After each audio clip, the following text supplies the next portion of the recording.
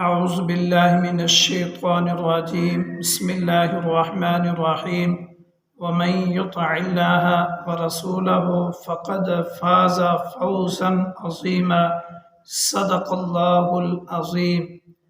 کامیابی کا پیغام۔ محترم سامعین و ناظرین، اس دنیا میں ہر انسان چاہتا ہے کہ میں کامیاب ہو جاؤں۔ میرے محترم سامعین، کامیابی ہمیں پیغام دیتی ہے کہ تم اللہ اور اس کے رسول کی اطاعت میں آ جاؤ، میں تمہارے قدم چوموں گی، میں تمہارے پاؤں میں آ گروں گی۔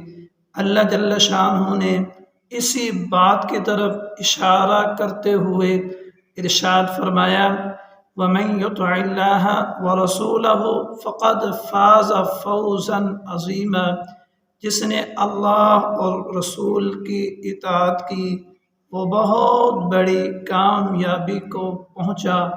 میرے محترم سامعین، اس کامیابی سے مراد صرف اخروی کامیابی نہیں، اس کامیابی سے مراد دنیا و آخرت کی کامیابی ہے۔ نبی اکرم صلی اللہ علیہ وسلم کی زندگی ہمارے لیے بہترین نمونہ ہے۔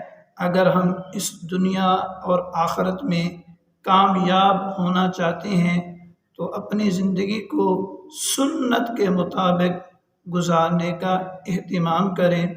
جن برائیوں سے نبی اکرم صلی اللہ علیہ وسلم نے منع فرمایا ہے ان سے ہم دور رہیں۔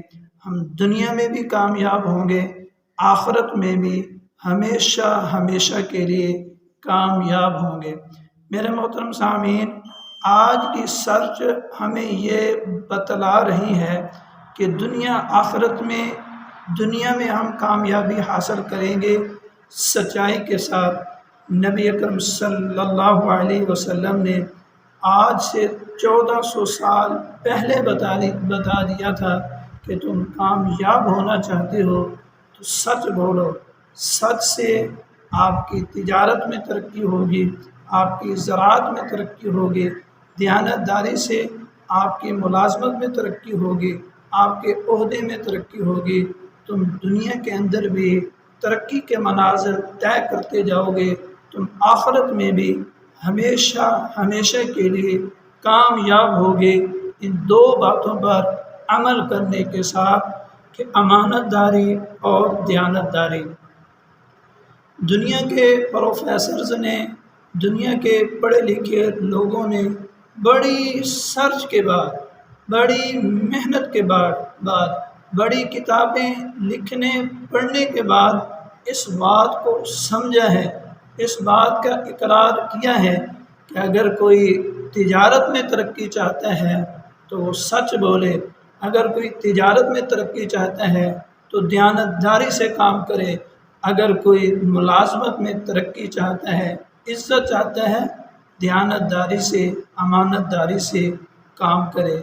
یہ تھا آج مختصر سا پیغام کہ کامیابی ہم حاصل کر سکتے ہیں اللہ اور اس کے رسول کی اطاعت میں۔ السلام۔